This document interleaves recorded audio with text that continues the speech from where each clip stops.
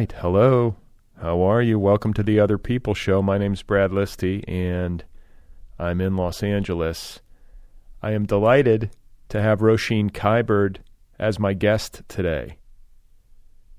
Roisin Kiberd has a book out on Serpent's Tail. It is called The Disconnect, A Personal Journey Through the Internet. Roisin is from Ireland. She's an Irish writer, an essayist, and a journalist whose work tends to focus on technology and culture. She has been published widely in places like the Dublin Review, The Stinging Fly, The Guardian, The Outline, Vice UK, and Motherboard, where she wrote a column about internet subcultures. The Disconnect is an essay collection about life online. It's her first book. It was published back in March, and I'm so glad we had the chance to talk. Roisin Kiberd lives in Dublin, and that is where she was when we spoke. She was in a tower, like an old, you're going to hear us talk about it, but she was in a tower in Dublin on the coast. I think she was on the coast. Anyway, she was in a tower. I've never spoken to somebody on this podcast who was in a tower. This is the first time, as far as I know. Today's episode is brought to you by the Feminist Press, publisher of Margaret and the Mystery of the Missing Body, the new novel by Megan Milks. Margaret and the Mystery of the Missing Body reimagines 90s adolescence, mashing up girl group series, Choose Your Own Adventures, and Chronicles of Anorexia in a queer and trans coming-of-age tale like no other.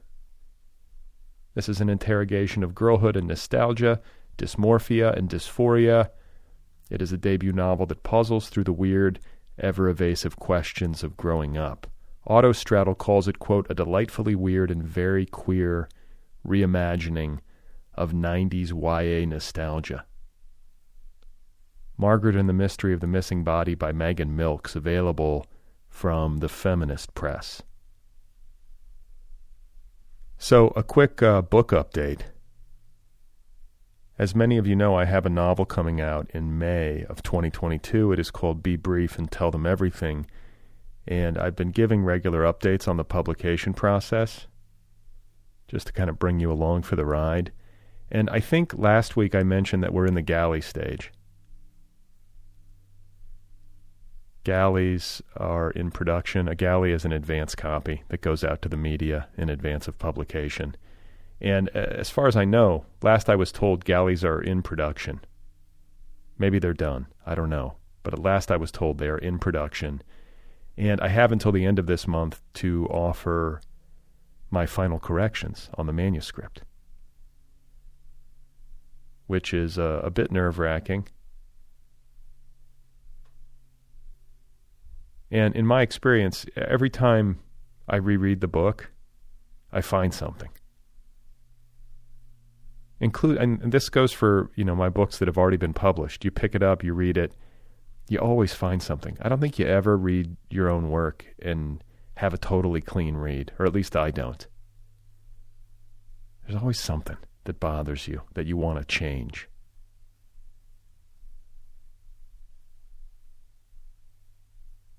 So, I tell myself that this is normal. And I've been asking friends of mine what they do at this stage of the process, and more than one of them has recommended reading the book aloud. I also had someone tell me that I should read it outside of my house.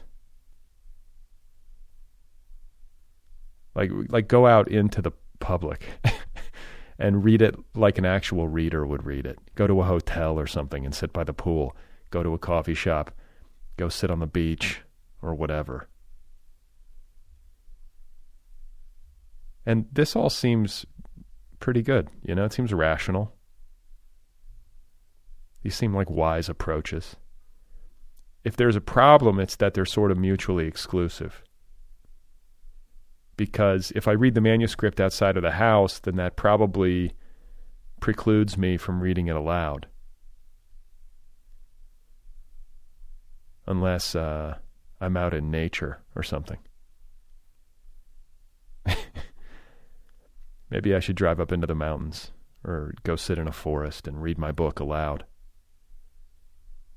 In nature. I've also been thinking that if I'm going to follow this course and try to read the book as a reader would read it, I've been thinking that it would be nice to have an actual physical galley in hand rather than read it on a phone or a laptop. Because most people are going to read like a book, a paperback, or at least I hope so. So it would be nice to take a physical galley out into the desert or something.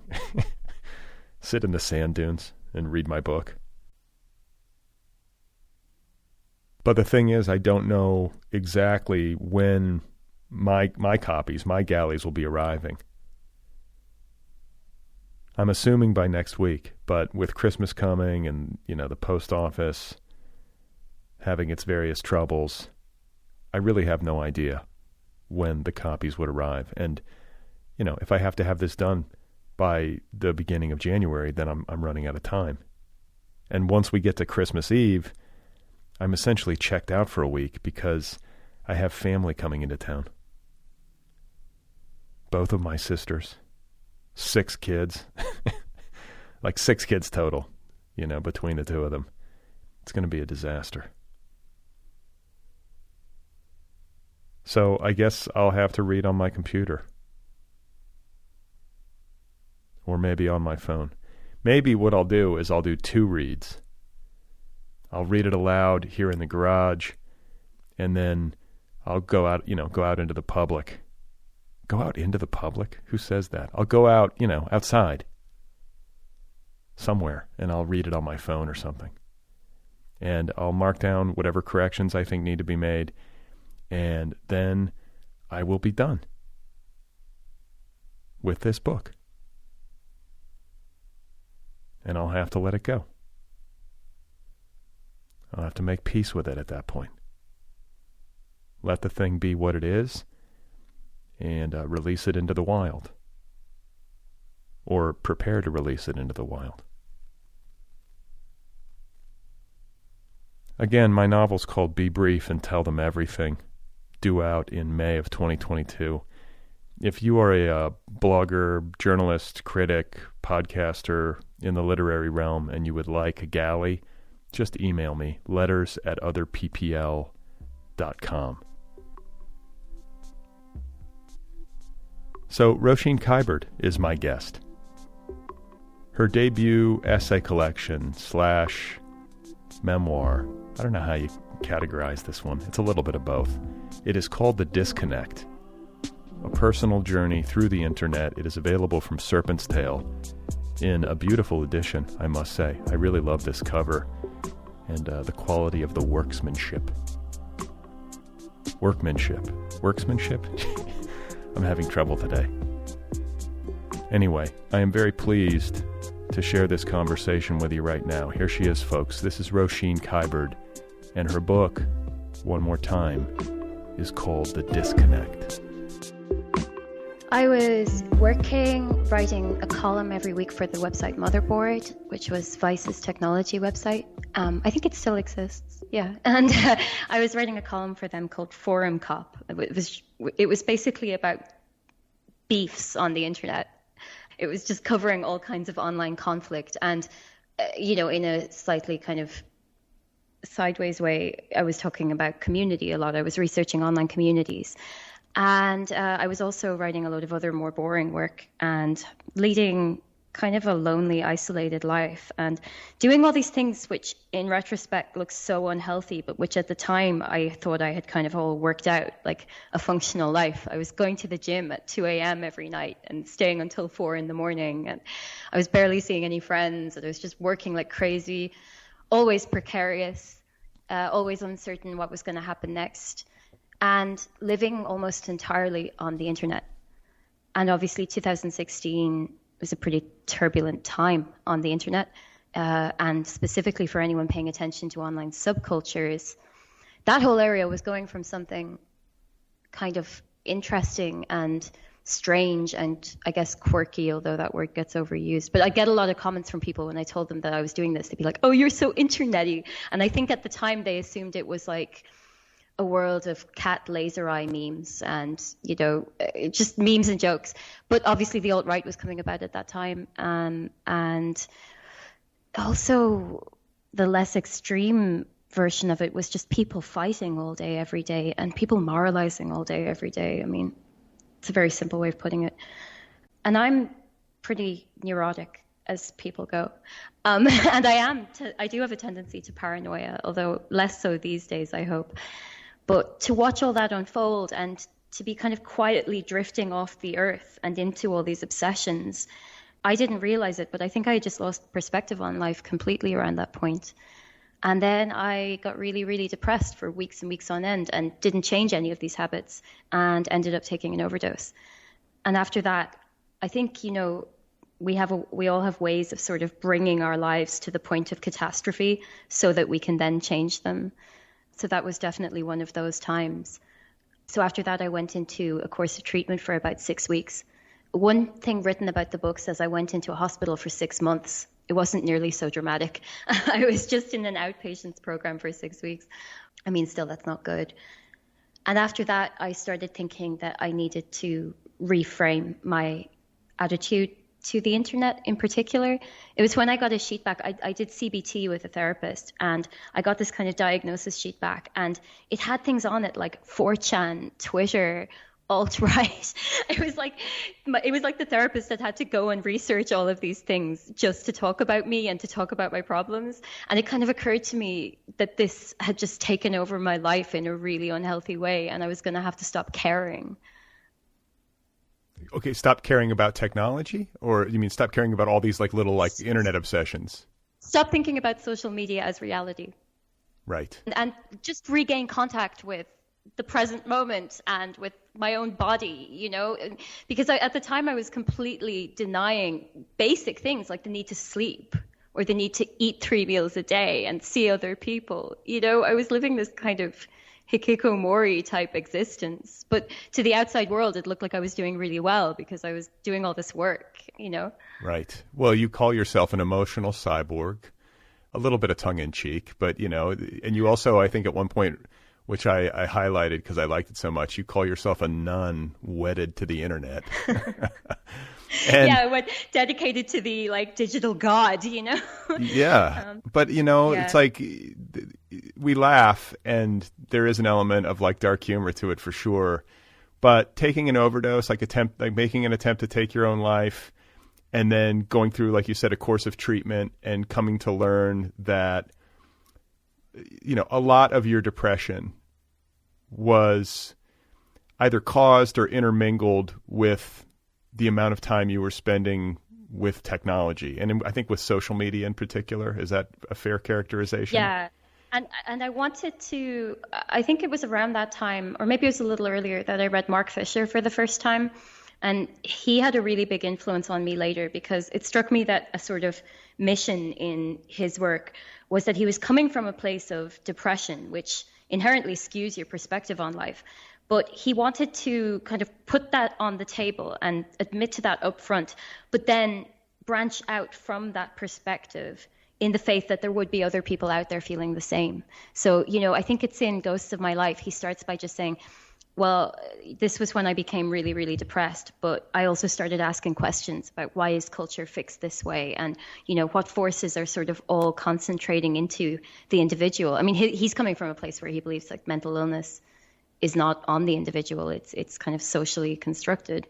But I wanted to do something similar for, it's hard to say exactly what I'm talking about. I was going to say for the internet, but I could also just as easily say the entire culture that we're living in, because it maps out onto like a broader, basically capitalism. I've been criticized for putting all my problems on capitalism, just blaming that and using this big vague term. But ultimately that's what it is, isn't it? It's just particular forms of capitalism which are determining our lives in ways that, you know, we're so in it that we can't even notice it. Right. So my book was a chance to kind of step outside that and notice and deconstruct all of these different forces which could drive someone to that point.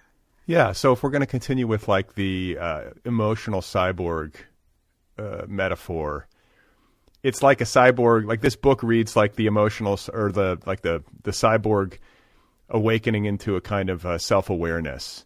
And you describe in the book how, you know, in the aftermath of your suicide attempt that you realized, you know, through therapy that you have a dysfunctional relationship with technology and you wanted to try to understand that. And you also are trying to understand technology's role in the world. And, you know, this book is a lot of things, but I think broadly speaking, it's those two things. It's an exploration of yourself and your relationship with technology, but it's also a broader exploration of how technology and like what is technocratic capitalism the right word? I don't even know if maybe, or surveillance capitalism. Yeah, I like that term. How these things are playing on us all. You know, one of the things, you know, you talk about 2016 as sort of the low point, you know, the bottom. And you think back historically what was going on, especially here in the States in 2016. You write about how you had this feeling where you were like, wow, people really do hate each other. Like men hate women, women hate men. And also like everyone is really certain and I'm not. And man, that resonates with me. I have those feelings. That's why I quit, you know, using or at least posting on social. I still read Twitter, which I should cop to, but I just took the pressure off myself to have like an active account and participate in it, which has helped a lot. But I just I can't go on there and not feel like shit, you know, if I pay too much attention to the arguments and to all the posting about just grievance and injustice and anything moral, you know, that has like a moral tone to it. It starts to wear me down. And I think I also loved too how you talked about how, you know, social media is ultimately machine based and machines are built according to binaries, right? The ones and zeros or whatever code is. I think it's so obvious. It's just all there in front of us, but we don't stop to think because the very nature of these platforms is to keep us progressing through these kind of, they're like treadmills for your feelings, aren't they? You know, you're just being served up something emotionally charged every few seconds, or maybe more, a few every second. So the nature of the thing is that you can't step outside. Something that's happened since writing the book is that, like, I'm kind of stingy with my feelings these days. I try to save my feelings for things in real life or things that I can get a bit more information about. And I try to slow down that part of the brain that makes judgments, you know, because it's always in the service of these platforms that we come down on one side or the other. And ultimately, there is no morality to the platform itself. I don't think technology is neutral, but nor do I think technology has any particular morality, except like in that Facebook memo that leaked, its own growth, you know, its own profit and its own growth. So whether you feel really angry about something that you consume on Twitter or whether you think it's great and anyone who says otherwise is, you know, threatening your free speech or whatever, it doesn't really matter to the platform as long as you make it some profit by donating your feelings. Right. You know, and ultimately, I'm not trying to say we all become these cold, feelingless, unsympathetic people. Actually, I'm saying that we can be more sensitive and present in everyday life by reconnecting with the feelings that occur naturally. I feel like quitting social media for me helped me write literature. Like, I made me much more productive as a writer of books because I was taking all the energy that I was previously channeling into trying to think of what to tweet, and I put it into my more meaningful work, and also work that profits me and doesn't profit, you know, Jack Dorsey and his employees. You know, like that part of it bummed me out when I thought about it too much. Like, how many hours have I spent basically working for this guy for free? Yeah. You know? I would come down on that side. Although there's a part of me that worries lately because some nice things are happening because of the book. And I sometimes think I should capture more online because that will create a memory of it, which otherwise might just disappear like tears in rain. Yeah. Yeah. Listen, there's always this quandary, right? Like, I'm kind of going by how I feel. I'm trying to sift through all this information. I'm reading some of the same books that you're reading. I'm reading your book, and I'm trying to make wise decisions about what I feed my head. And then there's also a part of me that sometimes gets into a self-critical mode, and I think, well, maybe I'm just being a grump, and this is where the world is now, and I'm just the old grumpy guy who is missing it or something. But I don't know. But then look on Twitter, everyone's grumpy. Yeah, I don't want to be absolutely everyone. I just think there's no room for ambiguity and ambivalence on the internet, and that's the nature of reality. That's everyday life. Like, the people you care the most about are probably the people you have the most fights with too. Yeah, and I resent so much the way that Twitter and social media asks you to think in binary ways, because I can't do it. And then I feel like, because the message that I get from it is that I'm somehow failing because I don't have like moral clarity instantaneously. I'm like, no, that's it. That was me back in 2016. Like, that was the greatest source of pain for me, I think.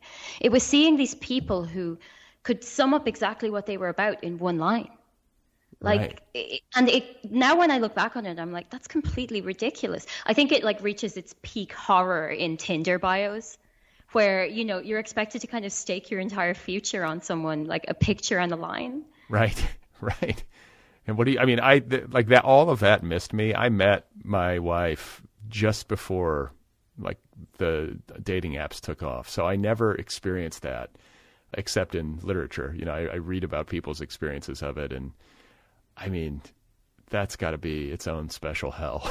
I don't know. I think it is. Yeah. I know that it can be. I know it can work. I have friends who, happily married, have kids, met on a dating app or whatever. I'm not saying that it doesn't sometimes yield meaningful relationships, but I can imagine that if you're single and trying to meet somebody and you're just sitting there swiping, that it can be sort of like a drug, but like a bad drug. Yeah.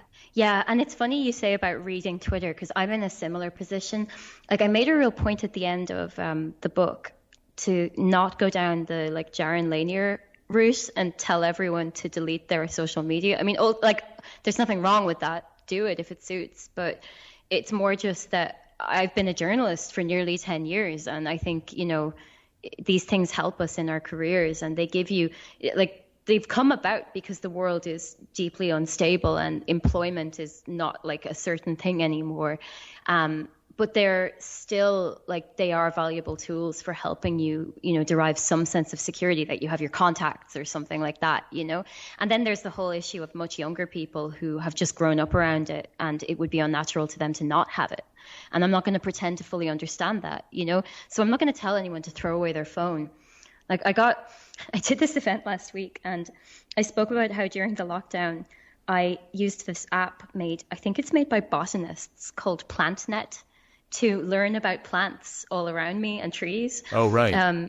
It was after reading Jenny Odell's book, How to Do Nothing. How to Do Nothing. And right. Near the end of it, she kind of advocates learning more about place, about kind of immersing yourself in the place you're in, learning about the trees and the birds around you. I don't see anything wrong with using technology as an educational tool there. I wasn't advocating walking around, sticking your head in your phone the whole time as nature passes you by. But the minute I said that, someone else on the panel just was like, gotcha. You're not a Luddite. You use a plant app. And I was like, yeah, I do. I'm not saying we should go and live in cabins in the woods. We can. But not everyone is able to do that. And why not make use of technology, and why not agitate for it to be more humane and less rapacious after so many years of it just being completely kind of unregulated, really? I'm from Ireland. We've given them tax breaks for over a decade. Right. They call it the Silicon Isle, right? Yeah, or the Silicon Bog, which I discovered while researching the book. That was a brief period. They must have worked very hard to get rid of that branding. I was going to say, Isle sounds more elegant.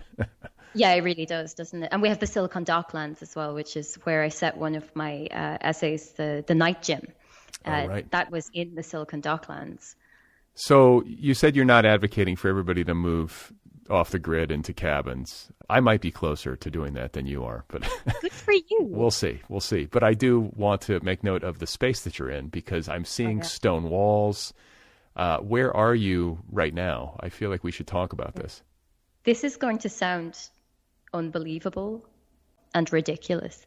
I'm in a Martello Tower, like in James Joyce, although it's not the James Joyce one. That's a little bit further down the coastline. So there are these big towers. They look like they're built by a particularly talented child playing Minecraft. Is this in Dublin? Yeah, it's in Dalkey in South Dublin, Flann O'Brien country. And it's thanks to the owner of this tower and the house attached to it, who I don't actually know at all, but who is a fan of my boyfriend's work, Rob, who was on your show as well. Rob Doyle. Rob Doyle, yeah, whose book is about to come out, by the way, in 2 days' time. Whoa. Autobibliography, yeah. Little hidden promo there. But thanks to her being into his work, we were invited here for a few months. So, I'm living in a tower. It may be a little echoey. I haven't seen any ghosts yet. I'm expecting to. I hope I do. They were built to defend against Napoleon, and the coast of Dublin, coast of Ireland, has these towers kind of dotted all the way along it. Bono used to own one with a cannon. Thank God he no longer has access to it. He sold the place. Wow. So do you have are there windows in there? I do see some natural light, I think.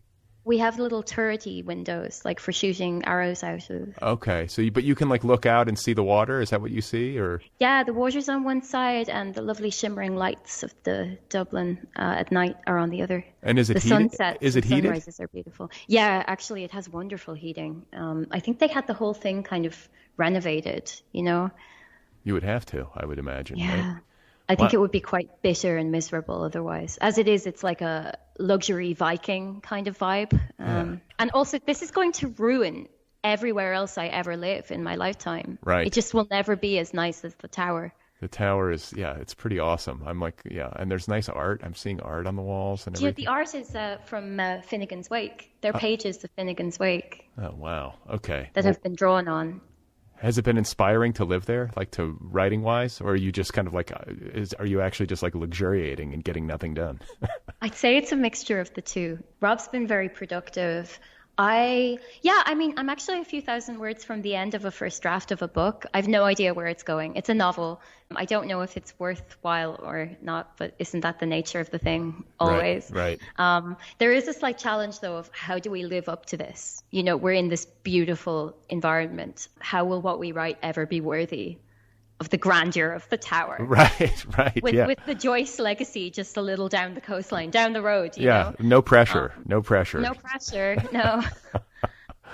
Well, I want to draw attention to something that you mentioned in the book that sparked a memory for me, because I am 95% sure that I read this years and years ago, and that it had a very mixed impact on me. But it was the 1996, or it is the 1996 Tom Peters essay or piece in Fast Company called The Brand Called You. So, again, it's important to place it in time. 1996 is, from a popular perspective or a mainstream perspective, pretty close to the dawn of the internet, in terms of most people being online and starting to use email and stuff. And already this guy was talking about everybody behaving as though they are their own individual brand. And this has been a point of contention for me for most of my adult life. I bristle at this. Why do I resist so much? I'll pose it as a question to you. Why do I bristle so much at this idea of thinking of myself as a brand? I find this so depressing. Oh, it's hideous. And the tone of the article is so hysterically, gleeful. He seems to be saying that, all job security and even the sort of inherent humanity and dignity of work will just be thrown out the window and we'll all have to fend for ourselves. And isn't that wonderful?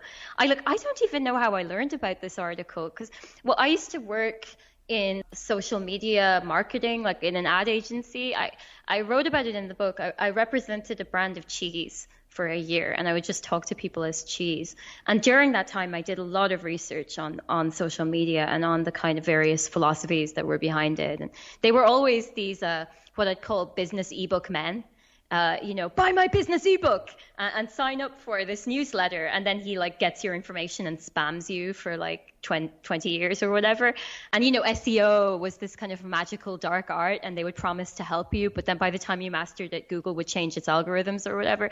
Like that whole area fascinated me so much, in part because it seemed to imply that, your success in life and your sense of self, everything could be hacked. And obviously none of these people were actually hackers. And the other part of it was, that there was this kind of eerie psychological subtext that it kind of makes sense that something like Squid Game is being made now. Like there's a direct line between the vision of life that is in something like Squid Game, or for that matter, Battle Royale, and a brand called You. It's all like survival of the fittest, but also the most disingenuous, the most opportunistic, the most resourceful. I'm kind of getting very abstract here. I should probably just talk about what the article is. It's saying that, we're going into this brave new era online, and everyone is going to have to exist and stake out a place, like land, for themselves on the internet. Everyone is going to need to make a name for themselves.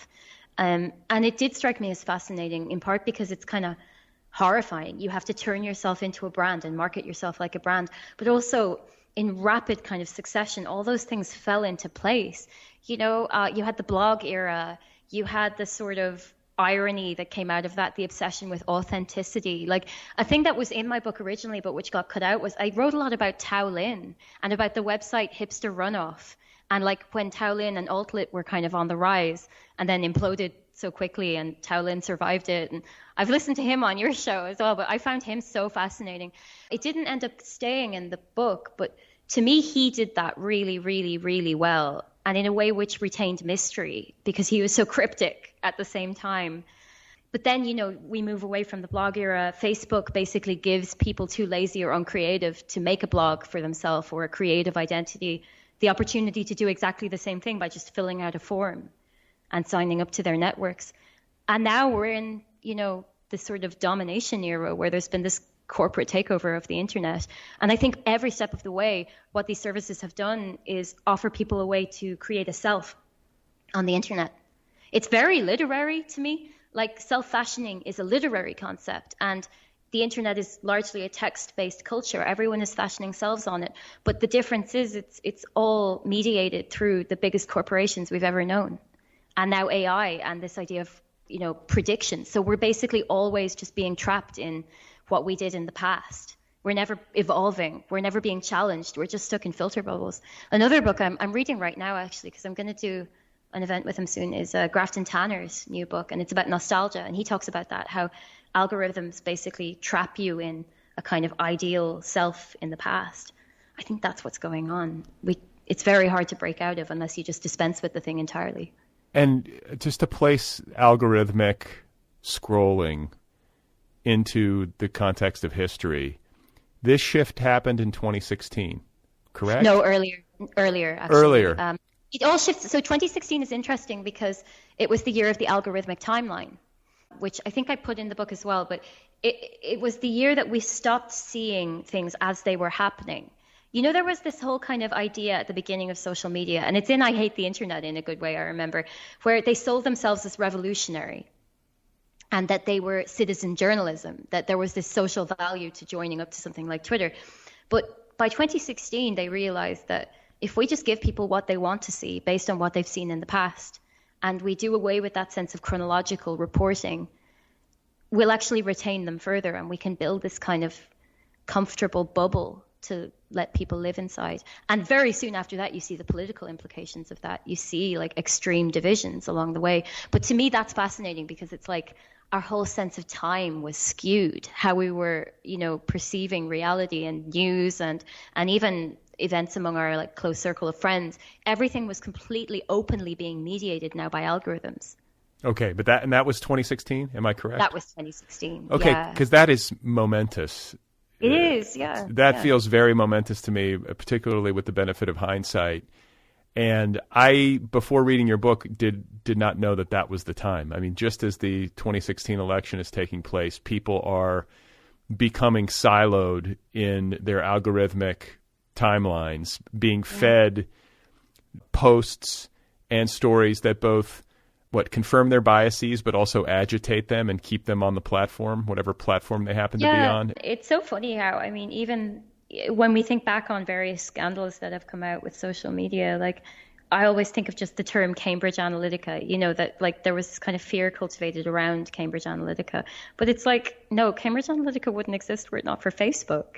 Right. I'm trying to remember what year was the leak about the emotional contagion study, where they were openly manipulating the emotions of their users. And then most recently we have that leak about teenage girls and, you know, psychological damage being brought about by Facebook.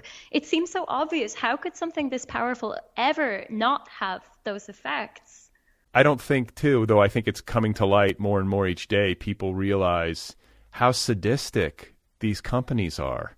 They have profited hugely while knowingly pumping people full of toxins, basically. It's like very much like cigarettes. It's very much like the cigarette companies, you know, in the whole, what was that Michael Mann movie with Al Pacino's in it and Russell Crowe about the 60 Minutes, you know, expose on the cigarette and tobacco industry that kind of broke it open. But it reminds me, like the times that we're living in now, hopefully we're getting to a point where there's some kind of critical mass and people are becoming aware that they've been jobbed, you know, and that they themselves have been made the product, because we haven't even started talking about data. You know, we're just talking about, now we're just talking about algorithms and agitation and all the bad feelings that come with it and the skewed reality. But on top of that, these companies are surveilling you.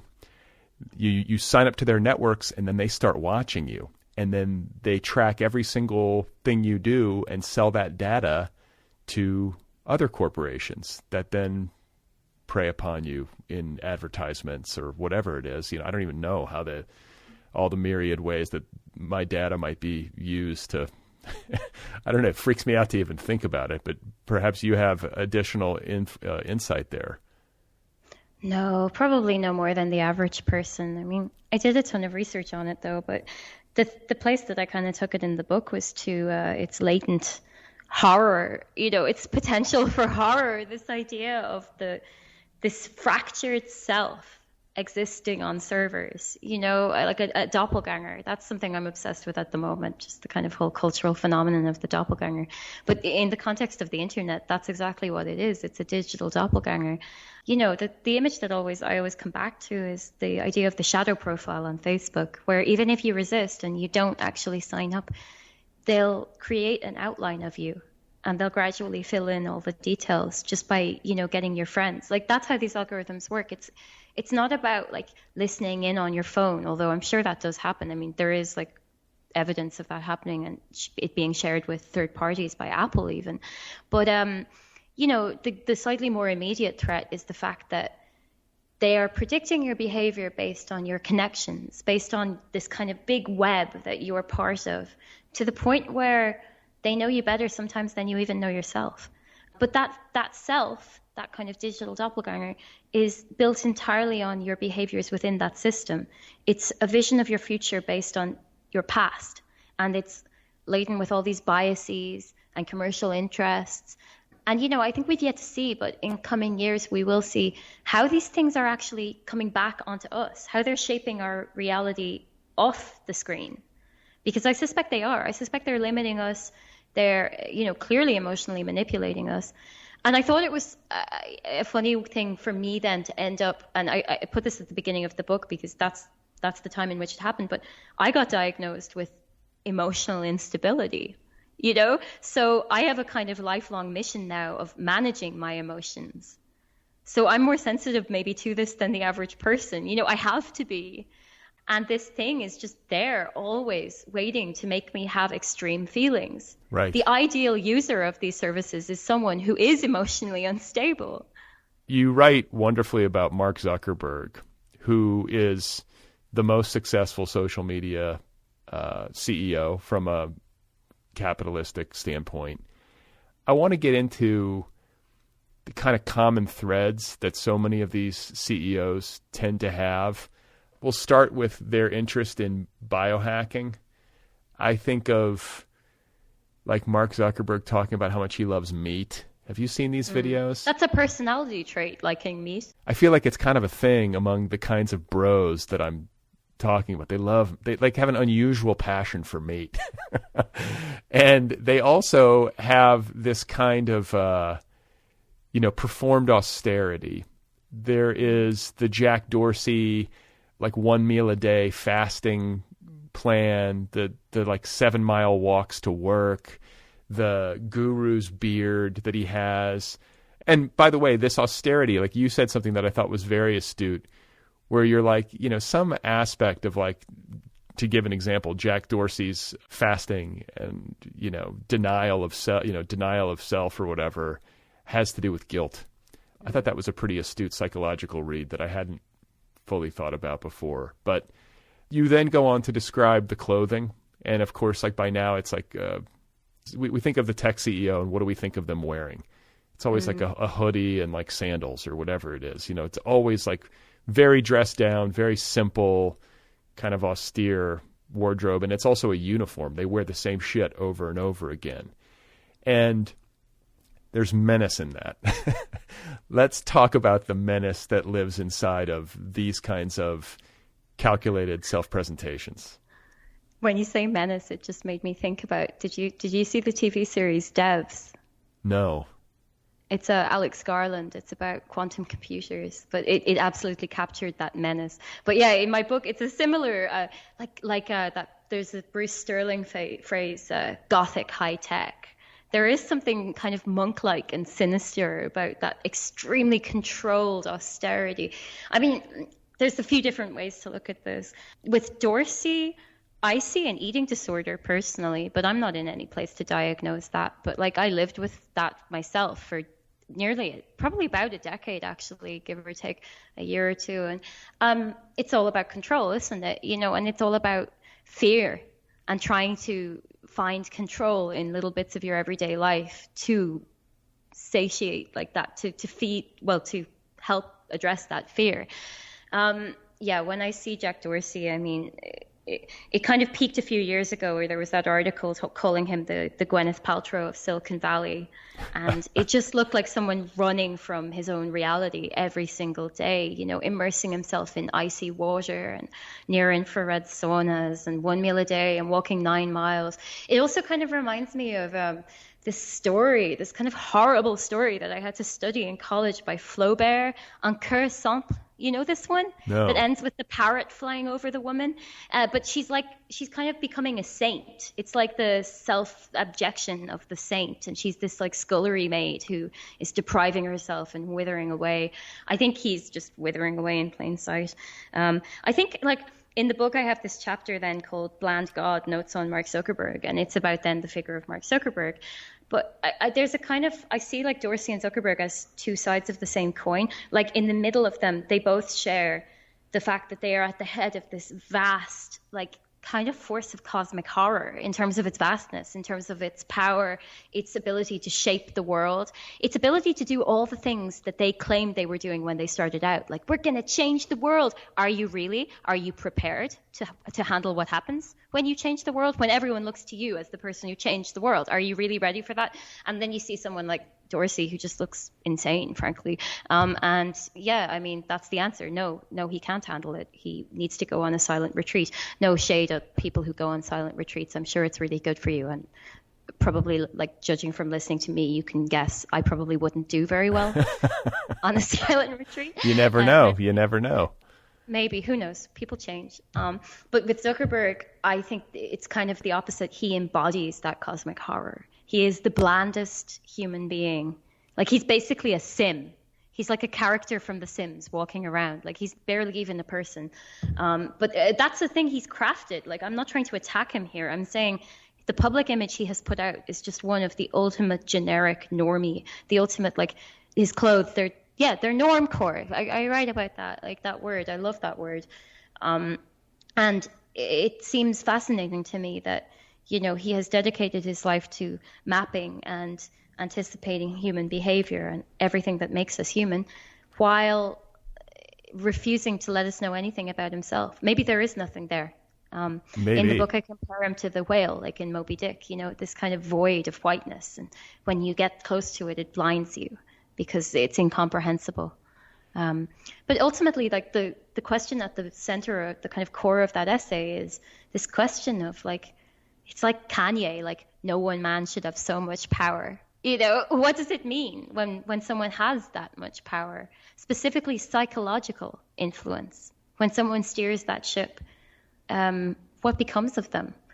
What's the inner world of Mark Zuckerberg? Yeah, I mean, the metaverse. He's the metaverse. We're all going to see in the next few years, perhaps. Well, you talk in the book about how this, they all dress down, all these tech CEOs.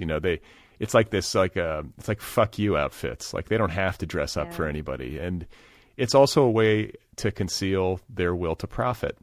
And a way to sort of look like they've transcended their wealth, I think there's even... and like they work hard.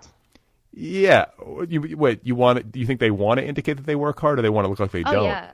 I think Steve Jobs set that model. Like this whole idea, do you remember how kind of much magazines like Fast Company would fetishize this idea of executive decision making? So he wears a polo neck every day so he can save his executive faculties for making big decisions. Right. The obsession with this was self-optimization before self-optimization was even a thing. It was plotting out everything that your energy would be devoted to every single day. And now today we see it in its kind of grotesque parody of Elizabeth Holmes, with her voice in her polo necks and her will to power. Yeah, that was a crazy. Did you see that documentary on HBO about her? I'm listening to the podcast that is following the trial. I didn't see the documentary though, and I read the book as well. Oh, okay. Well, I mean, so you're steeped in it, but I watched that documentary and was just like, oh my God, this is like the stuff of my nightmares, and not surprising also. And you talk about Zuckerberg or any of them, they all have their trademark outfit that they wear every day. And part of it is wanting to seem, normal. And I think maybe most importantly, it also is a way of projecting a kind of blandness so that we don't pay attention to what they're actually doing.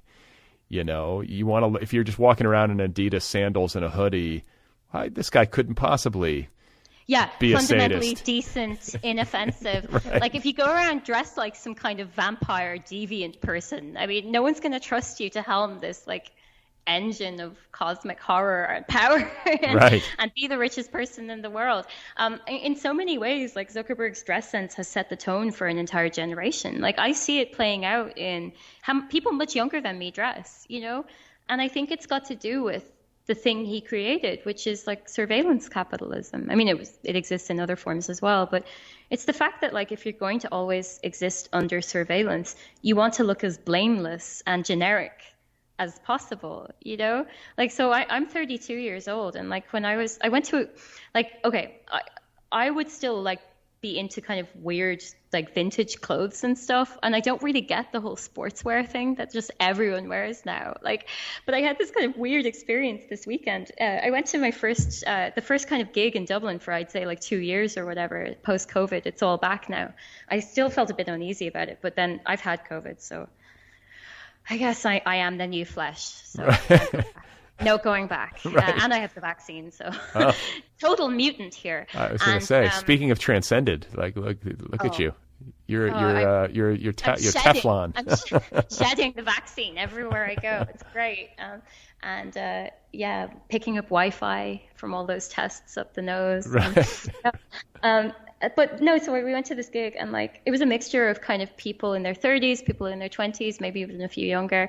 But it was so generationally different, the normcore thing isn't even normcore. That was originally called trend, but I think that's just how everyone dresses now. Extremely kind of cartoonishly normal. I think COVID has had a huge impact. Everybody just being at home all the time. There's no compelling reason. Yeah. When no one's going to see you except, I guess from the waist up on Zoom or something, but people in the book, I describe my wardrobe of freelance slobwear.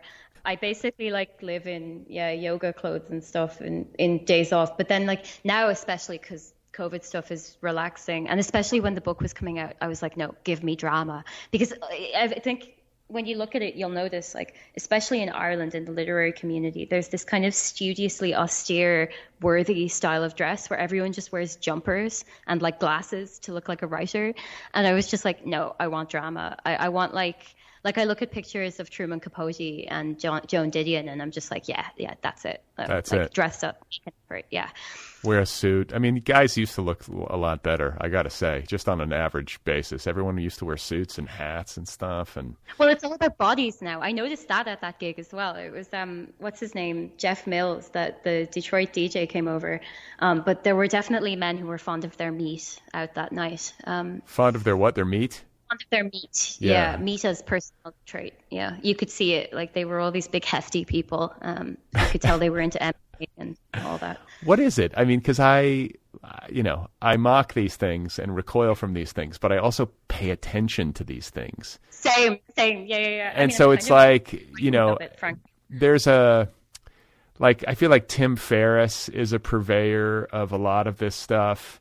He's a little bit more benign. I don't feel like there's as much menace in him, but he's a guy who has a big influence on these CEOs, I think, because he's sort of like the Tony Robbins on acid. He's like the Tony Robbins, but he does psychedelics, and he's trying to hack every damn thing and give you a competitive edge. I think that's the part of it where I get most depressed, where I'm just like, ugh, ultimately all this it's not about wellness, it's about beating somebody else. It's like it's about domination. Winning. Yeah, domination. And quantification as well. And I think, like, it's funny because I'm like back in therapy right now.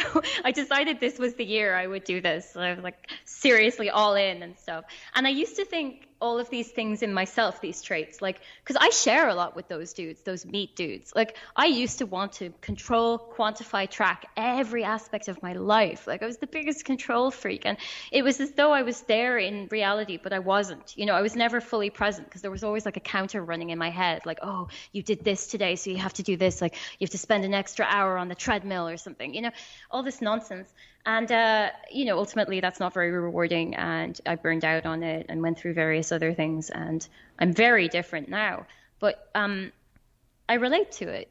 Everyone wants to control. Everyone wants that little bit of feedback from their watch telling them, oh, you're a good person. You burned this many calories and took this many steps today. It's like what these things are offering us is validation, right? Like, they're, reminding us that we're on track. And also, like, I think people are trying to optimize themselves. They're like suffering under the pressures of their lives and under capitalism and under whatever it is, like relationship pressures, work pressures, and trying to improve and like relieve that suffering. And I think people are like, well, maybe if I eat one meal a day, or if I, go kill a deer and eat the venison that I myself killed, like somehow this is going to be the elixir that will help me like perform better, but also feel better. And it just seems to me like a bottomless hole. Like you never, or like a mountain that you can't summit. Maybe that would be the better analogy. It's like you're never going to get to the top. And then there are the dudes who have sort of built brands for themselves, if I may use that term, as the kind of gurus, like I'm the guy who knows this shit, and I'm like a walking, talking laboratory of self.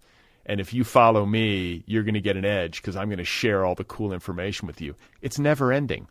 And and these dudes are cashing in. It's consumerist. Right. Like, it's all fundamentally consumerist. So it's there to make you think that if you get the thing and you anticipate it, you'll be a better person. And then you get it and you instantly forget and want something else. And it's a funny one because, like, you can do it long term. It can become your whole life, and you might actually have quite a like fundamentally good life, I suppose. You'll always be a little bit unhappy and wondering, like, does someone else have something that you don't have? Right. But like lately, I'm trying to disentangle myself from all of these processes. I mean, I always thought of myself as fundamentally anti-capitalist, but like, I don't know if I was actually living that way, because so much of what's offered to us as self-improvement in any kind of way, even that term is so loaded. All of it comes laden with these like, desires, these drives to basically spend money and participate and make oneself more appropriate to a hyper-capitalist society, and like, gender comes into this in such a big way as well, isn't it? Like all the meat men and the girlos, like, or that's an Irish word, I suppose. What is the female equivalent? I'm thinking of the Elizabeth Holmes. I don't know if, I feel like maybe Sheryl Sandberg, because Elizabeth Holmes is sort of peripheralized now that, what was the name of her company? I'm just blanking on it. Sandberg. Oh, Holmes, Theranos. Yeah, Theranos. Now that Theranos has sort of, been exposed, she's kind of been peripheralized. But you have like Sheryl Sandberg as like a preeminent tech woman. She's not eating venison, is she? What's she doing? She's just peddling a polite white feminist version of like revolutionary politics. She's like making feminists, like taming them so they're fit for corporate life, while convincing them that they're actively still feminists. No, I think like I would say the female equivalent, there are kind of two. There's the like hyper artificial like version of femininity, which in ways I think is kind of fabulous. But then there's also this horrible, like the sneakier version, I think, which is that girl on social media who shares like, their perfect life on Instagram and is apparently creative and cares about these kind of new agey things like meditation and yoga and eating well, but also it's like kind of tyrannical and a recipe for self-loathing and, relies upon sharing every aspect of that enlightenment, that like journey to enlightenment has to be shared and Instagrammed every step of the way. What a fucking nightmare that is. And it's also occurred to me that like so much of feminism is basically in cahoots with social media and surveillance capitalism, and I'm really kind of troubled by it because I think a lot of men are scared that women will report them to the internet, and part of me thinks that was useful for a while, but also I'm viscerally just kind of horrified by it because like feminism existed long before social media and doesn't need it to exist. I feel scared. I think most people, if we were really investigated and scrutinized, wouldn't pass the test. You know what I'm saying? Like, or very few of us would. And I think there are some instances where, and this is where it gets complicated. There are some instances where it's appropriate, and it's actually healthy for there to be some ventilation. That's the thing. Yeah, that's the thing. That's when I sound like a pathetic centrist. Because like I have to admit there have been cases where because we exist with like power concentrated to such a degree, wealth concentrated, these work kind of as emergency mechanisms for questioning power. Right. And that's good. And that can be good. But I've also seen situations, unfold where you can sort of get caught up in it, in the drama of it, in a kind of salacious way. And it's of, these things flash. They rise up and it's very loud, and then they go quiet because it's on to the next thing. And then afterwards, I'll have a sort of gross feeling, like I drank a Monster Energy drink, or which you write about, just to weave that one in. To the teeth. Yeah. But I mean, it's that sort of icky feeling afterwards where you're like, what was that? And like, was that right? Like, and whatever happened to that person who may have like committed like a serious infraction, but who was nevertheless a human being, and like, are they gone now? Like, you know what I'm saying? Like, I have those thoughts. That's the hilarious part of it all. Like, no one's ever really gone unless they're dead. And then they're even less gone than most, I would suspect. Nothing like dying to make you well known. That's very morbid and creepy. But I do think, like, we are moving towards questioning these things. It's taken a lot. Like, we've gone through a lot in the last decade in terms of our en masse, like our relationship to social media and the faith that we place in it as an agent of creating justice in the world. I don't think anyone sees that anymore. I think there was a period when people were a little bit blinded and they did genuinely think something would change. Well, the Arab Spring. Remember the Arab Spring? There was like, that was like maybe Facebook's pinnacle public relations moment where it was like, Facebook helped to create this youth revolution in Egypt, and it was like saving the planet, right? And he said that he created it to give young people a voice during the Iraq War. Uh-huh. And like, never mind the fact that he created it so that like, frat boys could judge the appearance of girls on campus, right? Wasn't that exactly? That was the origin of Facebook. It was created out of human lust, basically, and misogyny, essentially. But like, I think that tide has turned. Like, it's not blind optimism on my part to say that. We all know and we all feel that little bit icky. Like, years ago, I would meet people who never got the feeling of a bit icky. They were like living their entire lives and their careers that way and never once questioning it, probably canceling one per day on average. And, you've got I think it's like a ritual sacrifice. We've got to cancel one per day just to like feed the gods. The internet demands it. Otherwise, the internet won't be back in the morning. Yeah, no, and I think that is gone. And I think the next step is, like Jenny Odell writes, and think it's a little bit there in my book. I mean, it's more kind of what came next after the disconnect ends. But I think we are moving towards prioritizing the human and the immediate. I'm not going to be one of those people who says like, oh, the pandemic changed everything and we're all local now. I saw that happen to some people and I tried to make that happen for myself. I'm not sure if it really did, because God knows we were all on Zoom all the time. So there's only so far a walk in the park can really take you. But I would like to think that eventually we're not going to, rise up against these platforms and destroy them. But even look at the way that Facebook is going, making the world more open and connected. Maybe they still say that in-house, I don't know. But I'm not sure anyone really cares about Facebook, the product, anymore, or sees these as genuine connections. Like, they always use that word connection. I don't think anyone has any faith in that now, or if they do, they're misguided.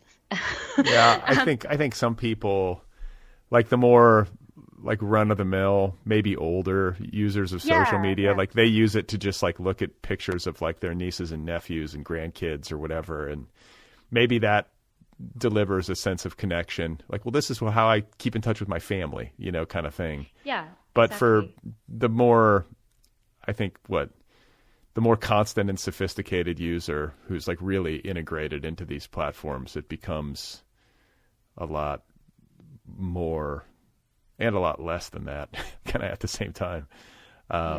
And I thought one of the things, there was something that you write about in the book, which piqued my interest because I hadn't heard it before, or if I had, I'd forgotten, is this idea of God view.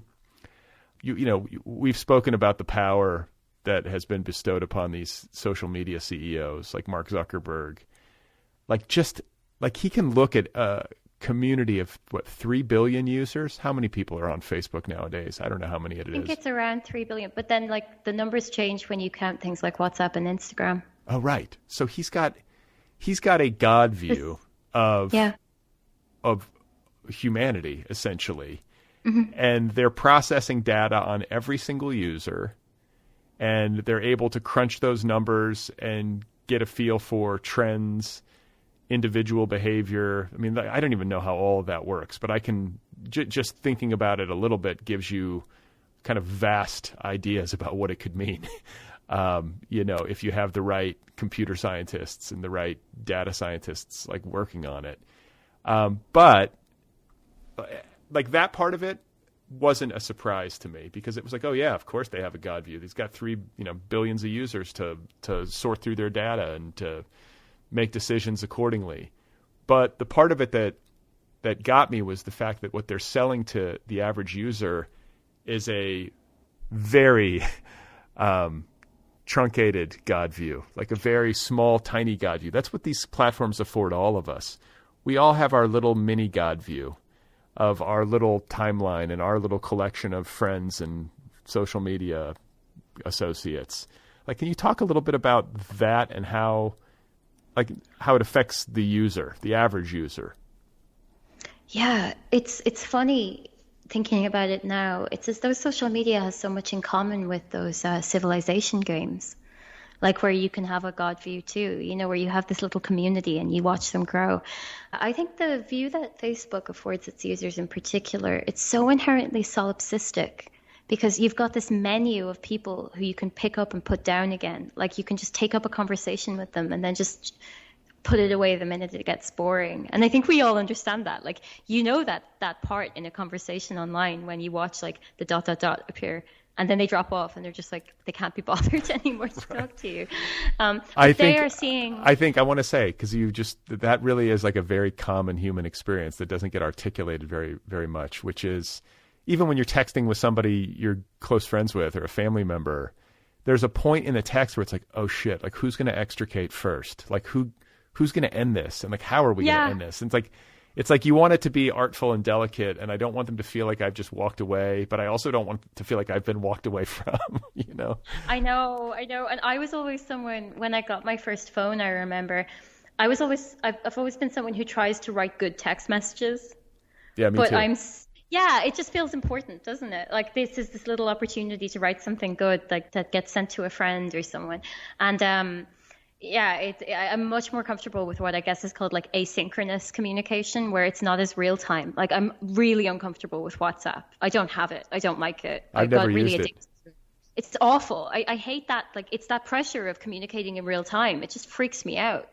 So they are seeing you on a menu of people, and you are seeing them on a menu of people, and you never see yourself on the menu.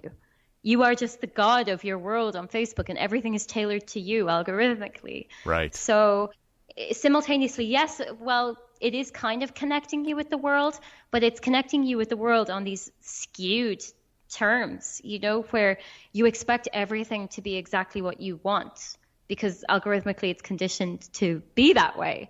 And your behavior is being shaped to fit with this little cohort of the internet that you're on, like your circle. But it's not connecting you with the world. It's connecting you with like a kind of enforced sameness of self. But yeah, and I think just that fundamental like selfishness almost that's at the heart of social media, that it panders to and feeds and cultivates in us, I think that goes a long way to explaining how people behave on these platforms. Yeah. And it's side by side with retail as well. Like this maybe seems like a bit of an odd place to take it, but like Facebook, is full of advertising. Twitter contains advertising. Instagram's full of advertising. So essentially, like our personal lives and our lives as consumers have never been so closely intertwined. They're basically one and the same now. And, on Facebook, pictures of our friends are being used to sell us things. Like that's part of how Facebook works. It uses like recommendation constantly to sell things. So it's as though consumerism has just like infected us on this really deep level, like how we relate to each other now as well. And it feels consumerist to be able to just like dip into these relationships and then just leave them, and constantly judge them, like them or not like them. Right. It reduces it's reductive to me. It just feels like it cheapens these interactions, and we sort of fool ourselves into thinking that we're really communicating, and in truth we're not, or at least not fully. And it reaches. Oh, sorry. No, it just bums me out, is what I was going to say.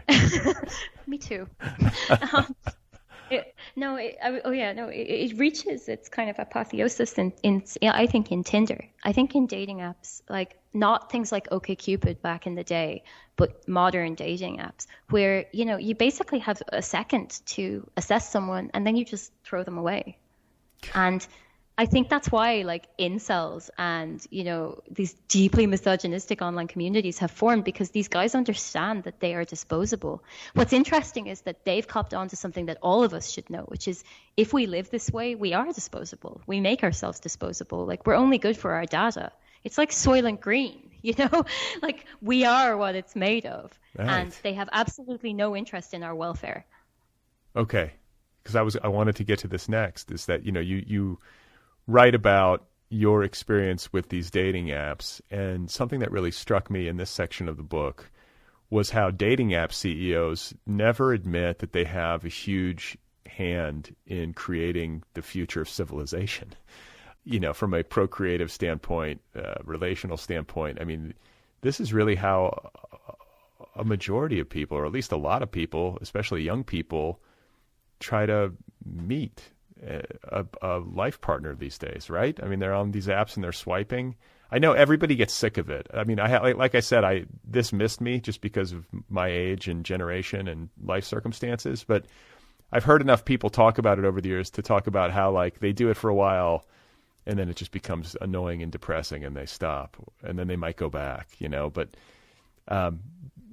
that said, there's enough of a user base and these things have become pervasive enough that they're having a huge impact in our mating rituals and dating rituals and how like the future of humanity is going to sort itself out.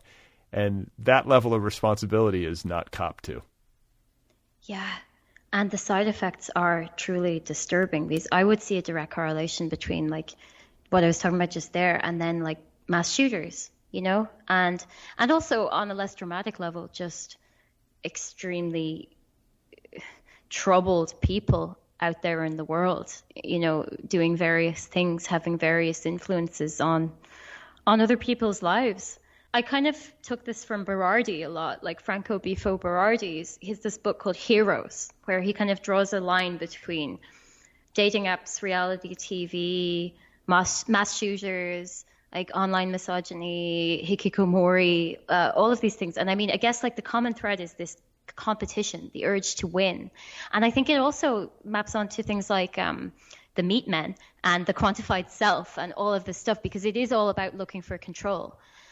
So then you get, these people trying to win dating apps, trying to work out what exactly that would mean. Does it mean meeting one person and forming a really like rich, rewarding relationship with them? Or does it mean just getting loads and loads of likes, loads of attention, sleeping with loads of people? I mean, that's fine if you're into it, but just like this very kind of consumerist approach to, just throwing them away afterwards.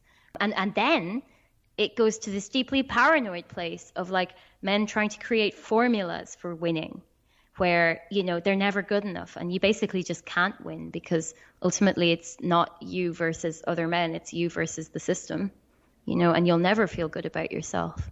It may not even occur to them that what they're looking for is to feel good about themselves. But when you go on their communities, like the incel communities, it's so blatantly clear that everyone there is deeply, deeply depressed. And you think, and that's an interesting line to draw. I'd never made that connection. It's like these dating apps have had a huge impact on a certain subset of the male population, and they basically have become aware of how disposable they are, and at least insofar as this system is concerned. Yeah, I mean, what's the term again? Black-pilled?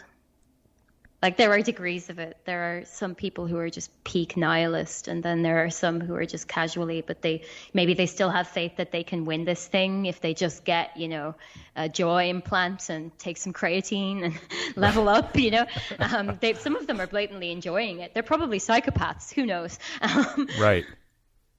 I wonder about that. That's the thing. Like that whole scene of like, fasting and ice baths and saunas and like muscle building. Like it freaks me out. It's like a religion, I feel like that's what it is. It's like a certain kind of guy who's drawn to that, and they get completely integrated in all that stuff. And I don't know how much that's tied to incels. Are there a lot of incel dudes who are that way? Like they're very looks obsessed, definitely. Yeah. It's interesting too. I mean, this is such a kind of smarmy, obvious point to draw, but like, I do think in our time right now, men are going through what women have had to deal with since time immemorial, which is basically having to accept that you'll never be good enough by this standard, and you'll either like run the race, or after a certain point you just give up. And then when guys give up, I guess, giving up in a way that seems kind of positive. You get out of the race, like get out of this stuff. Stop, like delete the dating app. Like maybe giving up is what they should do if they want to be like happy and lead a more meaningful life. But I also wonder, is it a kind of breaking point that could be like, when they get to the point of wanting to give up, is that maybe a dangerous place? I don't know, actually. I mean, there are definitely those whose version of giving up is violence. But I feel like I'm currently in not giving up, but just placing my faith somewhere completely different. I'm in that stage in my life. Like, I'm far from giving up, but I just am acutely aware that the things I need to concentrate on and devote my energies to don't exist in the service of this big money god, this big tech god. Like, and it sounds like I'm putting it on. And I suppose like when I was writing the book, it was slightly me trying to manifest that like into reality, that I would stop caring about pleasing the internet. It has happened though. It absolutely has. Like so much has happened in my life in the last year, and so little of it is on the internet. So it definitely does work. Like I guess it's something you have to kind of force yourself to get used to. Maybe like cut yourself off for a while, but you can definitely stay on these platforms and not be addicted to them, is my point. Like that's definitely where I am now. I'm still, as obsessive as ever, and arguably I just obsess over different things today. but the internet doesn't hurt me the way it used to. And seeing other people succeeding, or like seeing other people being really decisive and, being celebrated for their extreme opinions, like that doesn't really puzzle me or disturb me or hurt me the way it used to. Why? Because maybe it was actually the effect of the book and just having something exist on paper that like speaks to my own identity, that, I gave something to the world, which was what I always wanted to do. And, it was always this kind of torment. And now I'm back to square one, because God knows if people believe I can write a novel or not. I was writing novels before I wrote The Disconnect, but when I got my agent, she was like, oh no, you should pursue that. And I did, But writing definitely steps in and becomes rewarding, and, cultivating just presence in the real world and trying to learn more about the world around me. Okay. That's what I've been doing for the last year. I was going to say, because you said you had to place your faith in something aside from the internet money god or whatever it is. So you're placing your faith in like more present moment awareness, more like actual lived experience, working on creating literature. Am I missing anything? No, that's it. Yeah. And also just dismantling all my own compulsions, trying to gain perspective on these things. Writing a book will do that, absolutely. But there's so much more kind of woven into, how I perceive the world. And I just want to question everything, essentially. It's basically plunging headlong into the gray area of life, which I believe is life, Right. Me and too. getting rid of black and white thinking. Right. I could not agree more. I think I don't understand how there's any, like it creates anxiety in me when people get into binaries. I have this conversation all the time, but the gray area is where I live. And I want to ask you if you're sleeping. Are you sleeping better? You look well rested. I think relatively okay. I think, yeah, genetically, I seem to not need sleep. Apparently, when I was a baby, I was an insomniac, which is just bizarre, but apparently that's true. It's probably why I didn't grow very much. I'm like 5'2". Don't you need sleep to be tall? I don't know. Anyway, you do grow, I think, in your sleep, especially as a child, right? When you're sleeping. Yeah. But there is, I should say, because I've actually studied this for a work thing. There is a subset of the population, and it's very small. So I want to make sure to underscore that, because so many people lay claim to it, and I think most of them it's inaccurate. But there is a subset of the population that can function on less than 5 hours of sleep a night. But it's like 1%, or a fraction of 1%, and most all of us need significantly more than that. But maybe you're this unicorn. Well, people always hold up the example of Margaret Thatcher, but look how she turned out. I mean, this is the thing. It's like Elon Musk. He's kind of held up as a version of this, and like he doesn't seem well to me.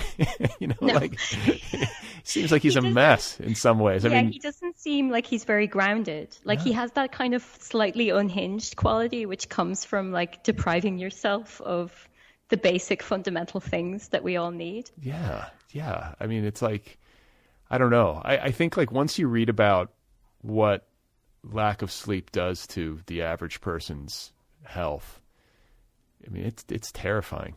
Like at least whatever modern science has been telling, me and these books that I've been reading, like if you don't sleep well for a while, like your cardiac health, your mental health, your respiratory health, like everything, it just starts to break down. I mean, it's really, and your memory. Yeah, it all goes. I mean, it's like, and not only that, but like, I'm 46. So if I don't get a good night's sleep, like I wake up and I'm like, I look old, and like, I was going to say, I'm too vain not to sleep these days. It makes a huge difference. Good. It makes a huge difference on how you look. If you get a good night's sleep, nothing is better for a person's appearance, I think, than being well rested. Yeah. What got me, like the whole kind of idea behind wanting to write about sleep and insomnia, and that specifically in relationship to technology, was this idea that like sleep might no longer be an escape. That sleep could be, people would attempt to control it through technology. And that like also, obviously, like it's there in the Monster Energy essay too, but this idea that like the body in the age of machines has to mimic machines, so that even when we talk about sleep, which should be the great kind of switching off from all of these like things, we still are trying to kind of prove that we deserve to exist in the rat race, that like we can have optimized sleep, right? We can sleep efficiently, We've got like the a best CEO sleeps. Yeah. Like, I've got I've got an oxygen chamber, and I've got the best sleep app that monitors, that I'm getting all the different sleep cycles. And I think what's funny about it is that at the end of it all, you obviously have to have a lifestyle that's conducive to getting good rest. You can't be drinking like, a 6-pack of Monster Energy drinks in the evening and expect to sleep well. But the more you kind of engage with sleep and sleep science, and the more you learn about all of it, it can get you all worked up. And then at the end of it all, it's like pretty simple. Live a lifestyle that's conducive to allowing for some rest, and then don't worry about it too much. It's very easy to get worried about sleep once you know about what lack of sleep can do to you. And so you sort of have to like learn all that, understand it, reckon with it, and then let go of it and just sort of relax. Yeah, you have to learn it the hard way. I think sleep is I've never been addicted to a substance, for instance. Like I've always turned kind of apparently normal, natural things into problems, like food or like exercising or just worrying about like aspects of my life. And sleep is, there's like, I heard the term sleep anorexia, or no, like time anorexia or something, where you can't allow yourself to like enjoy just having time, or you can't relax enough to just sleep. It's interesting. Like sleep is this canvas for all our anxieties. And in the essays in the book, I kind of try to explore that in terms of like these kind of capitalistic and technological like forces trying to kind of project onto sleep. But I couldn't say, I definitely sleep more now, but I still have a weird attitude to sleep, or a weird relationship to it. Like I have the weirdest dreams, and I talk in my sleep endlessly. I don't sleep very much, but I do sleep like consistently these days. Yeah, I was just thinking about it because like I went to see Dune yesterday, and have you seen it yet? No, I haven't. I want to see it though. Oh, it's great. It's so good. It opens with just this voice and a blank screen saying, "Dreams are messages from the deep." And that day I'd had all these weird dreams, and I was like, "Oh God, what is this?" I can't argue with that. I'm sure it's got something. There's something to it. I don't know if it means everything, but I don't know. Last night my son woke me up, and so I sleep with him. That's usually what happens. Like we have to develop a system, because if he's 6, so he's pretty big. And if he's in bed with both my wife and I, then neither of us sleep. So I'll just be like, I'll take him, and then my wife goes down to like the guest room and sleeps. And he was just he was kicking me, and he started crying in his sleep, like to the point where it woke me up. Like he was clearly having a dream, and I didn't sleep that great. But the thing that I'm supposed to do, I know, is to not obsess about that and just relax and try again tonight. Have you ever seen the documentary The Nightmare? No. It's amazing. It's about sleep paralysis. Oh. And it contains all these different testimonies, and they all have this thing in common of the kind of shadow figure at the end of the bed. But the real kind of Cronenberg-y, like the kicker in the whole thing, is that the more you think about sleep paralysis, the more likely you are to get it. Right. Like the more you worry about it, the more likely it is that tonight you'll wake up and you won't be able to move, and the shadow figure will be at the end of your bed. I think the same could be said for insomnia. That's like that's why it perpetuates. You go, oh shit, I'm an insomniac. I can't sleep. Oh my God, I'm so worried. And then you lie in bed worrying about it. That's the letting go process that's got to happen. But okay, so I don't want to give away. I don't like to spoil books, but I want to make sure people know that in a way this is kind of a happy story. It's a moving book. I'll say this, the ending moved me, and it leaves on a bit of a high note and a hopeful note, which I appreciate. There's a lot of darkness and a lot of damage that's been done, and a lot of things that need fixing in our world, clearly. But you have some hope at least that we can evolve in a better way, knowing what we know now. Do you? Is this true? Yeah, absolutely. I think it was always there in front of us all along. You know, it's a bit cheesy to say, but I think it's true. And, you know, if anything, my experiences are testament to how powerful an anxious mind is, that it can completely narrow down reality to the point where you give up on life itself. But if you do kind of choose to change, you absolutely can. Like I've seen, I sound like I'm just like taking shots at critics now, but I saw a review recently and it was really positive. It was lovely. Like I'm so grateful for it. But the thing that they said that was critical was that I had grafted on a happy ending. And it's like, I get that narratively it sounds like it's just convenient, but that is really what happened. I started the book completely uncertain of where my life was going to go and how it was going to end. But it did end with a conscious stepping away from a phase of my life.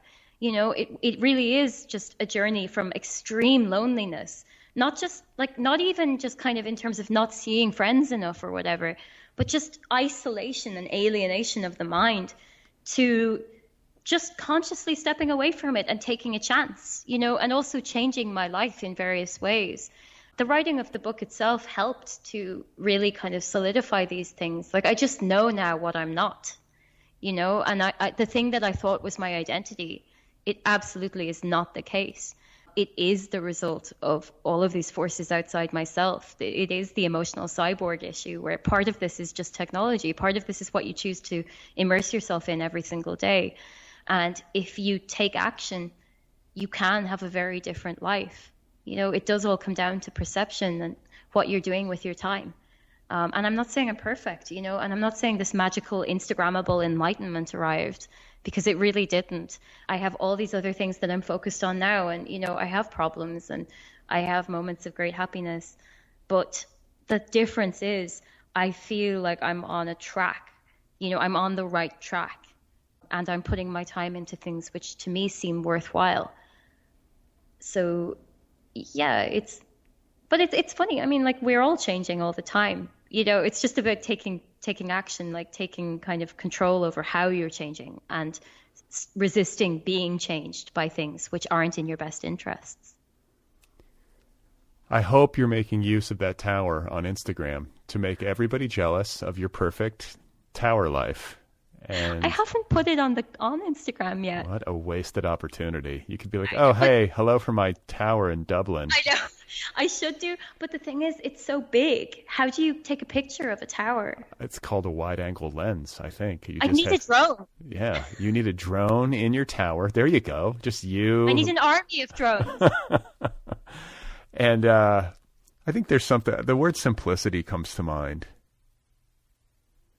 Maybe that's something that we've learned, or some of us, or maybe I've learned this, maybe other people have had this thought as an offshoot in particular of the pandemic. But like, I guess the question is, like, does that speak to you? Like, has part of you coming out of this dark place had to do with simplifying your life at all? Or is it different than that?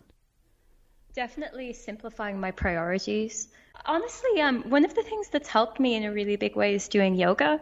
Like, sure. The body is this massive theme in the book, you know, like this kind of biopolitics of technology, of like how it plays out on the body, and how this kind of logic of anorexia to me seems to have infected mainstream culture in a different way, of just never being good enough and always wanting to control everything. And simplicity is absolutely the solution to that, because like the core kind of message of yoga is to unite the body, the breath, the mind, you know, and to just kind of flow. Like, isn't that what yoga ultimately is about?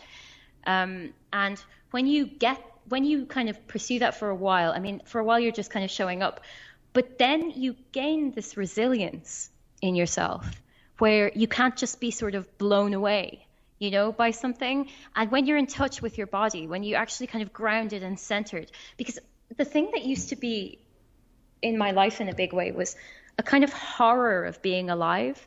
You know, like that song, oh man, I'm being so cheesy, sorry. I think it's in the song In the Airplane Over the Sea. Do you know that song? By the Neutral Milk Hotel? Yeah. Which I used to listen to when I was like a teenager. But that line where he goes, how strange it is to be anything at all. Like I was living in fear of that all the time. So if I stopped for a minute worrying about something online or about my work or how I looked or anything like that, but if I stopped for a minute, I would have to confront the immediate reality of just, I'm alive. I'm in the world. There's a poem by Elizabeth Bishop that captures it really well too, called In the Waiting Room, where she talks about the feeling of almost falling off the edge of the world as she confronts like the reality that she's a human being, she's alive. But once you stop running from that and start thinking about it in a more positive way, that, it's not actually a terrible thing that you will die one day, and that you're in a body right now, and that time is passing and reality is happening to you.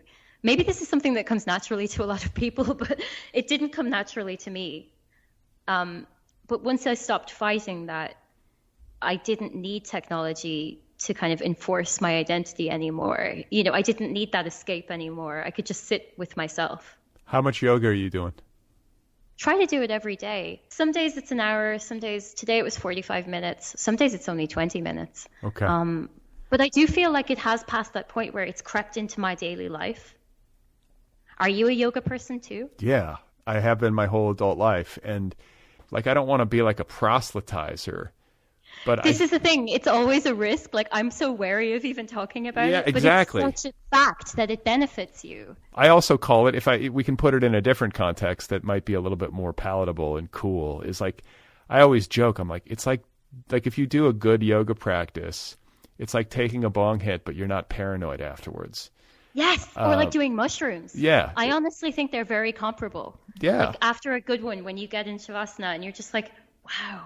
I'm in alignment with everything. And I'm quiet, and I'm what's the word? You're in your body, like you were talking about. You start to feel like you're an embodied being. Oh, completely. Or there was this, I remember watching this sketch, John Mulaney, of like, my body is just a thing that carries my head from room to room. Right. Which I found so relatable. Yeah. But like, it's funny because I used to really think of that as my identity.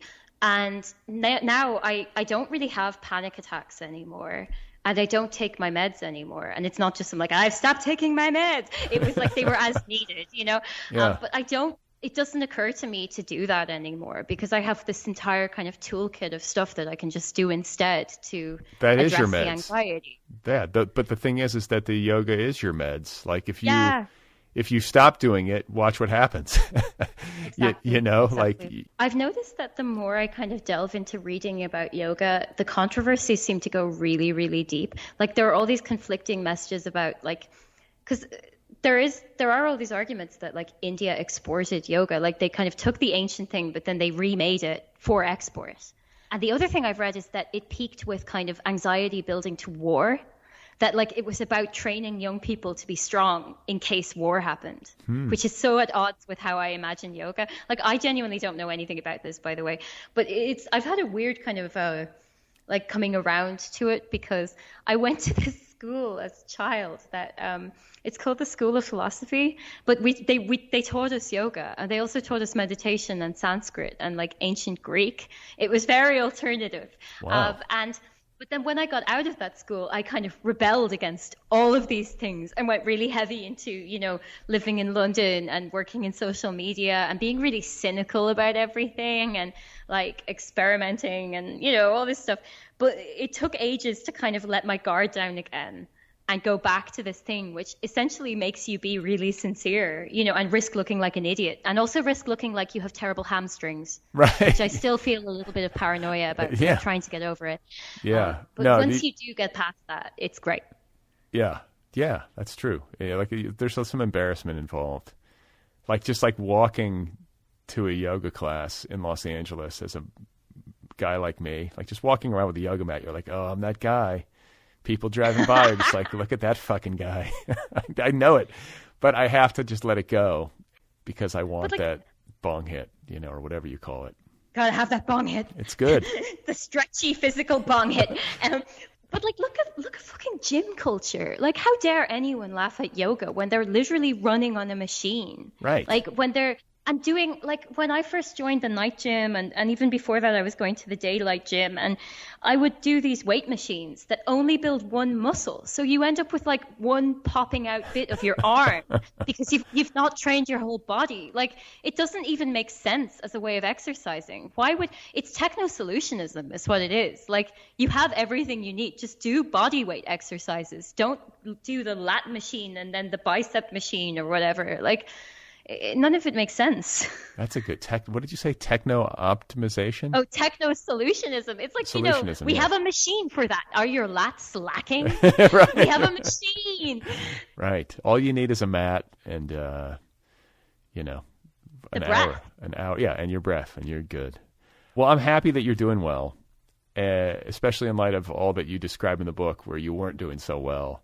And I think this is a really valuable book for people to read. Like, even if they haven't swung to such extremes or gone as deeply into it, I think it speaks to the way we all live now. And I think too, and you've alluded to this a couple of times, you can get pilloried for this in the same way you can get pilloried for saying you do yoga. It's like, I think there's something healing about writing a book if you do it in good faith, like you're trying to understand and you're trying to get to the truth, quote unquote.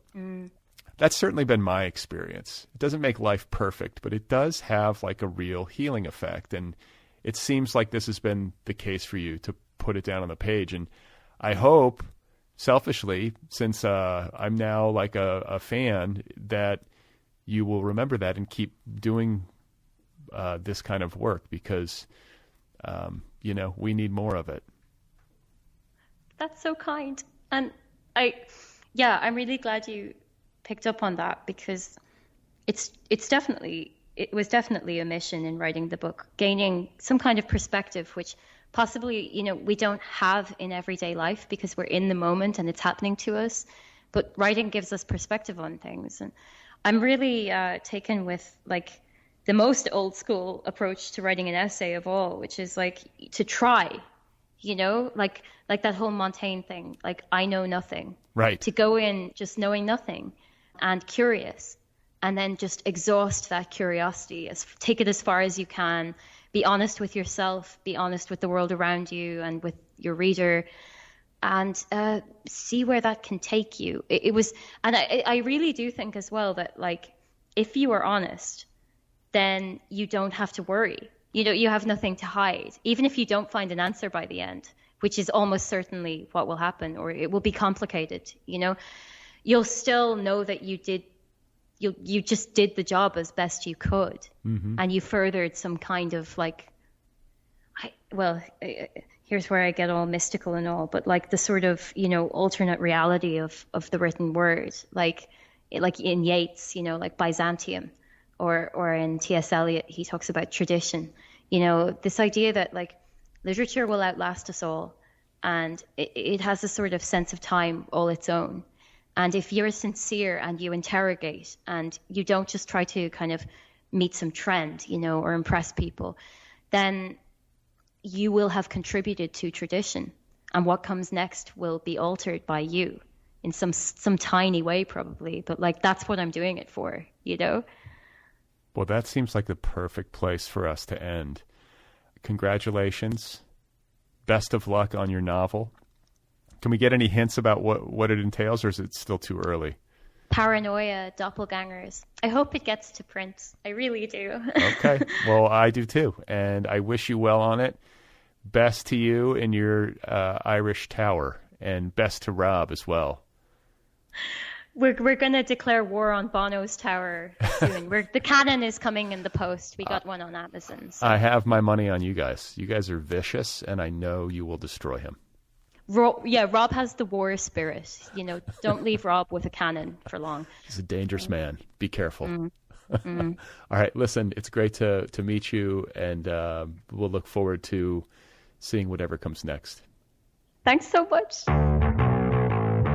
Okay, you guys, there we go. That is Roisin Kiberd, and her book is called The Disconnect, A Personal Journey Through the Internet, available from Serpent's Tail, a wonderful press over in the United Kingdom. I believe they're based in London. Once again, the book is called The Disconnect. You can find Roisin Kiberd on the internet. Follow her on Twitter.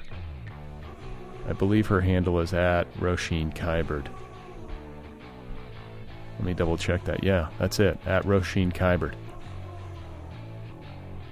The Other People podcast is offered freely. Did you know that? Hey, it's the holiday season. If you listen to this show and you liked it and you get something from it and find it beneficial and nourishing and all the rest, you can support the show. It's a listener-supported show because the entire archive of this show is free. I make it all available, hundreds and hundreds and hundreds of episodes, all accessible to listeners for free. So I'm counting on your support. If you can swing it, you can do that for as little as $1 a month over at patreon.com/otherpplpod. Help keep this thing rolling. Patreon, patreon.com/otherpplpod.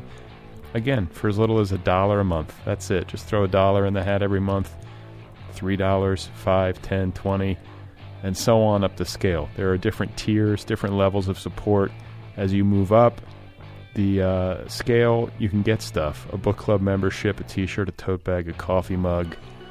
I will write you a postcard by hand. I will wish you a happy birthday annually. Patreon.com/otherpplpod. If you would like to write to me, the email address for the show is letters@otherppl.com. The Other People podcast has its own official app. It too is free. Go get the Other People with Brad Listi app. Search for it by name wherever you get your apps. The Other People podcast is on YouTube. Did you know that? Subscribe. It's free. You can listen to the show on Spotify, Apple Podcasts, Stitcher, or online at otherppl.com.